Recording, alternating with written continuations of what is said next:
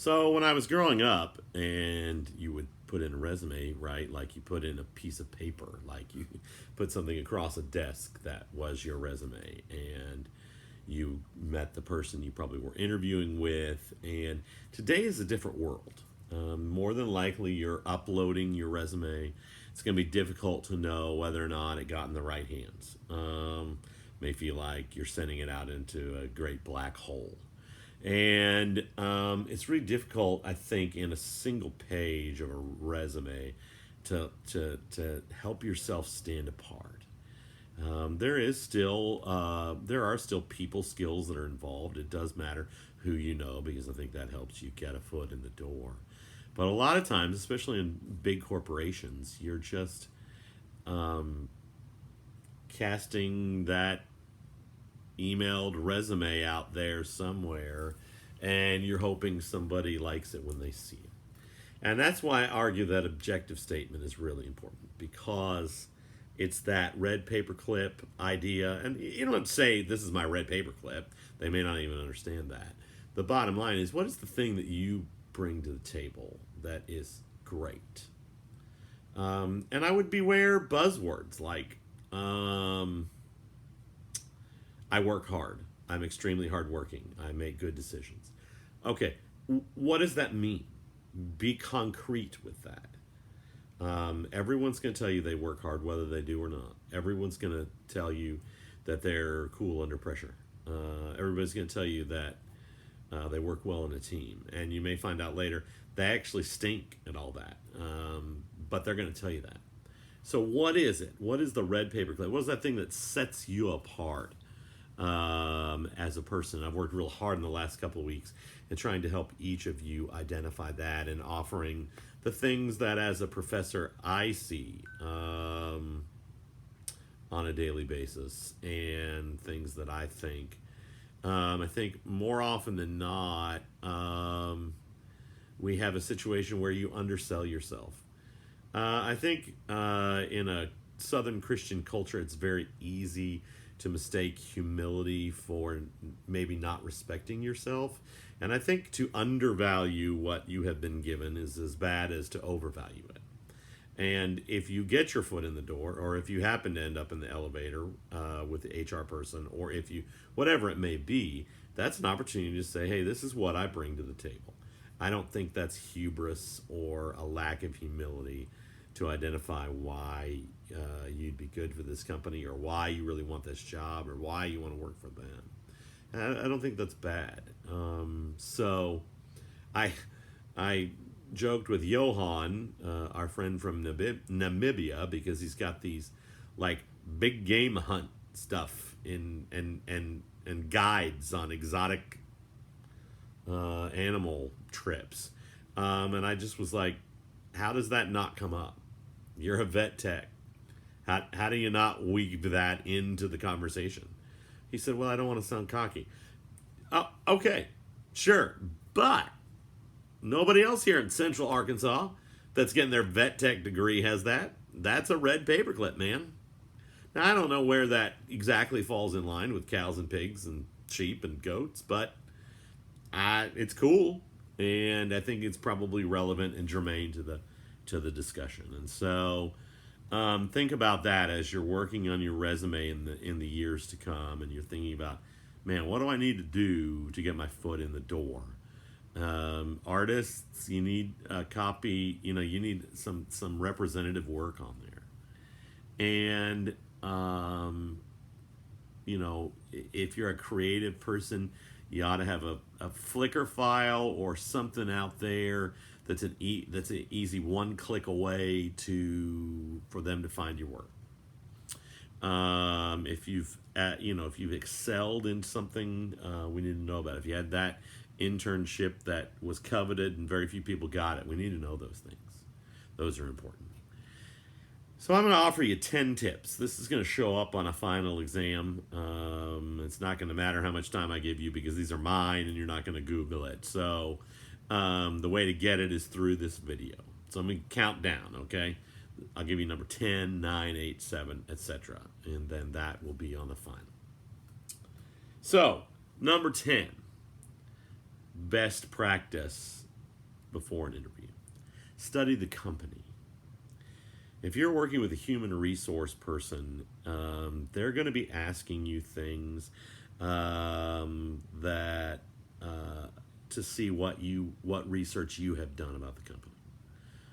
They may say, "How do you feel about our policy of working with indigenous people or something?" Or they may ask you about something they've got going to see if you know what that is. Study the company. What are they about? Different companies have different MOs, and make sure you want to work for that company, right? Like, if you have a really strong stance on abortion, one way or the other, where does that company put their money?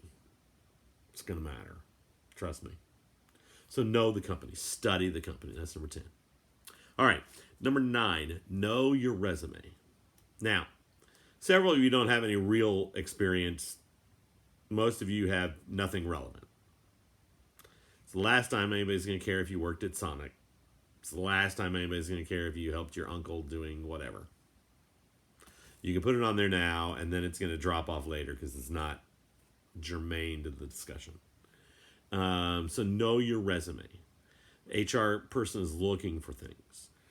If a few years from now, ladies, if you lay out of the workforce for a little while and to have a child and stay home with the child for a while, where is the gap in employment and why is it there? Know your resume. If you got 3 stops along the way that were all like 6 months, you better have a pretty good answer as to why you're being so shortly employed so often. Number 9, know your resume. Number 8, and everybody doubts me on this, but have an emergency interview kit. I'd have an extra outfit in the car. I'd have a little bag that has a shout wipe in it. Because if you spill ketchup right here at lunch before an afternoon interview, that's all you and they are going to be thinking about, right? What's worse than bad breath? Gum, mints, toothbrush. Have an emergency interview kit. Some of you have a thing, like maybe it is chapstick, something like that, that like if you don't have it, well, haven't, you will, that's what you will be thinking about, and subsequently that's what they'll be thinking about. Make sure you got an extra. Emergency interview kit, number 8. Number 7, study the job description carefully. HR person's going to ask you, are you able to work the hours that the job description calls for? If you didn't pay close attention to that and you don't know that, you're going to flub that question. If they ask you, is there anything on the job description that you feel like you can't do? And you didn't look at that, you don't know, and you can't answer, and then you come back later and say, well, I can't do that. They're going to ask you, why did you not tell us that in the interview? And if it's a big place, you might be terminated. So study the job description, right? Okay. Number 6, build rapport. All right. You go into their office, you look over my shoulder, there's an old quilt. Maybe they've got an old quilt on the wall, right? Oh, you say, I'm a quilter and I was wondering about the quilt. Oh, the HR person says, my great-grandmother did it and here's the style. And all of a sudden we're talking about quilts and like, you're my people because you know quilts. You got a much better chance than that resume. If you look over this shoulder and there's like a beachy photo and you love the beach and then you find out they love the beach and now all of a sudden we're talking about favorite beaches, you're just more likely to get the job. Build rapport. All right. Number 5, make eye contact. Don't look down all the time. Don't look up over their head. Don't look right. Don't look left. Don't look at your phone. Don't do it. Make eye contact, number 5. Number 4, what is your body language? I noted several of you with this. This is a defensive, angry posture. No, that's not what we want to be doing. Should you find yourself standing for some reason, beware that nervous movement. Several of you, I helped you get better. Maybe we didn't get rid of it. Beware those sort of things. So watch your body language. Stay open. Make eye contact. Okay, number 3, show and tell. If you've got a thing in there that you think's a real trademark for you, then bring some show and tell. Artists, have some work with you. Scientists, if you won like outstanding biology student, bring the award. Pull that out and go, I don't know if it came across in my resume, but I won this award, etc. Show and tell. I advocate, if you get your foot in the door and you get to the interview process, I bring extra things at that point. I bring extra copies of my resume. I have show and tell. I have things to give them that are value added. Number 2, be yourself. If you're trying to be someone else, if you really don't like fast-paced things, or you're really not outgoing, and you try and appear that way, it's not going to go well. If you're a 9, and on the Enneagram, like we talked about a few weeks ago in the beginning of the semester, you're probably not going to have a lot of strong opinions. You got to be yourself, right? If you're a 1 on the Enneagram and you're super organized and it kind of has to be your way, you might as well be yourself and talk about that in the interview. Finally, follow up quickly. I would follow up the same afternoon with an email that says, I enjoyed meeting you, getting to know you, look forward to hearing you on. Like they may say, I'll get back to you within 2 weeks. I'd put that in the email. I look forward to hearing you by whatever 2 weeks is. That gives you a reason later to come back and say, well, it's now May 1st, and that was the day you gave me, and so I was wondering if you had any update for me at this point. Now, you can't call, text, and email every hour on the hour because the anxiety is driving you crazy either.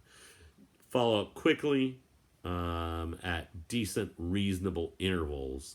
But don't sit back either and just go, well, I hope I hear from them. I mean, I would stay up with them. Those are my top 10 interview tips, and they will be on the final. So make sure you watch this video and take some notes on it, okay? Y'all have a great week. Bye-bye.